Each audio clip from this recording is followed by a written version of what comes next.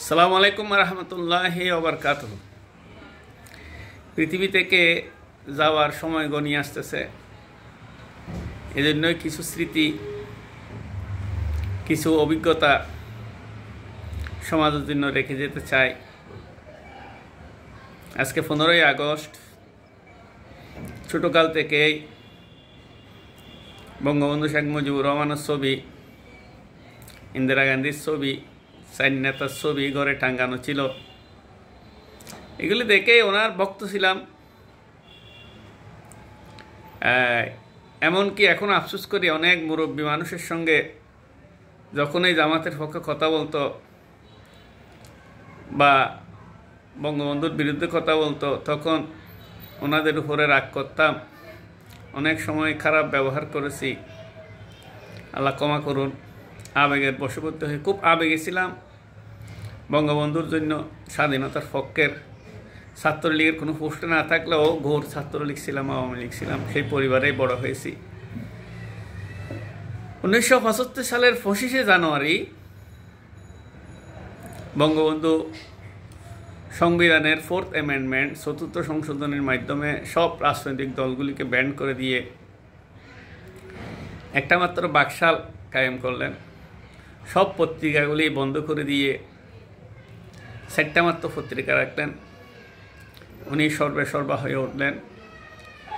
এই 25শে জানুয়ারি, ফেব্রুয়ারি, March, April, মে, June, July, August, 30 আগস্টের 15 তারিখ আর্মির কিছু অফিসার, যারা খুব ভালো চাকরি করতেন, সুযোগ সুবিধায় ছিলেন, এত আরামের চাকরি ফেলে দিয়ে ওনারা অস্ত্র হাতে তুলে নিলেন, বঙ্গবন্ধু হুকুম করলেন।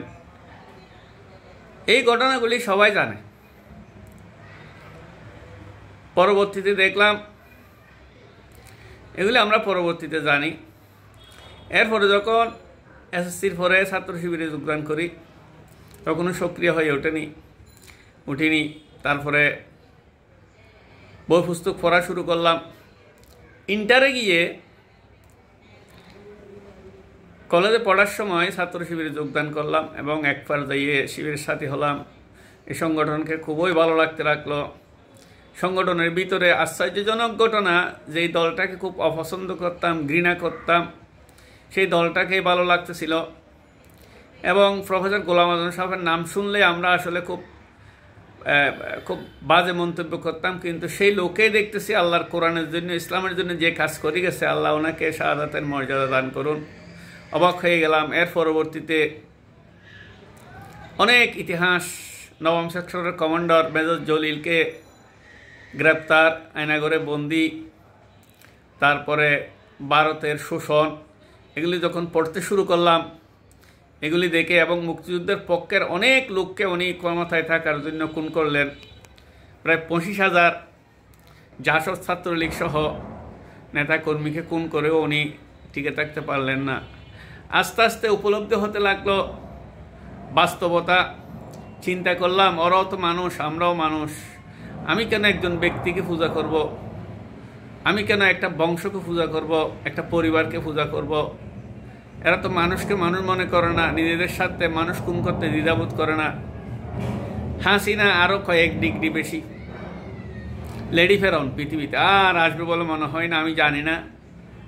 এরকম হিংসুক এক সাংবাদিক বলেছেন, শেখ রেহানাকে দিলেও এই কাজ করতে পারবে না। 100টা খালাদা দিয়ে আসলেও এত মানুষ খুন করতে পারবে না। সে যেগুলি করে গেছে। এখন চাঁদাবাজি হচ্ছে, অনেক কিছু হচ্ছে, সেটা ঠিক। সেটা থেকেও একসময় উত্তরণ হবে আল্লাহ দিলে। যারা এগুলি করবে তাদের ব্যাপারে জনগণের সিদ্ধান্ত দিবে, গণতান্ত্রিক পরিবেশ সৃষ্টি হলে। কিন্তু হাসিনা আর আসবে না। হাসিনার মতো এরকম খুনি। আপনাদেরকে আবারও বলছে, আবেগের বশবর্তী না হয়ে আল্লাহর কোরআনের দিকে আসেন, জামাত শিবিরের দিকে আসেন। কারণ কোরআনের আইন কায়েম করার জন্য চেষ্টা করা শুধু জামাতের জন্য নয়, আপনার জন্য ফরজ, সবার জন্য ফরজ এই কাজ করা। শুধু নামাজ রোজা পড়লেই যদি জাহান্নামের আগুন থেকে বাঁচা যাইতো, তাহলে সাহাবায়ে আমরা হযরত আবু বকর রাদিয়াল্লাহু আনহু, ওসমান রাদিয়াল্লাহু আনহু, ওমর ফারুক রাদিয়াল্লাহু আনহু, আলী রাদিয়াল্লাহু আনহু, এরা ওনারা অন্য কোনো কাজ করতেন না, রাষ্ট্রীয় কাজ। শুধু নামাজ রোজা পড়ে ব্যস্ত চলে যাওয়ার চেষ্টা করতেন। এইটাকে কায়েম করলেই দর্শন যাবে, অন্যায় যাবে, দুর্নীতি যাবে, দেশের মানুষ শান্তি হবে। এই জন্য এইটার জন্য চেষ্টা করা ফরজ।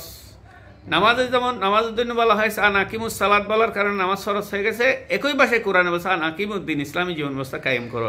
ওইটা চেয়ে আরও গুরুত্বপূর্ণ, কারণ নামাজ হচ্ছে এর ভিতরে। দিন কায়েম হলে নামাজ কায়েম হবে। আল্লাহ আমাদেরকে বোঝার তৌফিক দান করুন। জামাত এবং ইসলামী ছাত্র শিবির আমার দৃষ্টিতে বাংলাদেশে সবচাইতে মজবুত, সুশৃঙ্খল এবং একনিষ্ঠ একটা সংগঠন, যেটা প্রকৃত ইসলামের প্র্যাকটিস যাদের ভিতরে আছে। আসসালামু আলাইকুম রহমতুল্লাহ ওয়া বারাকাতুহু।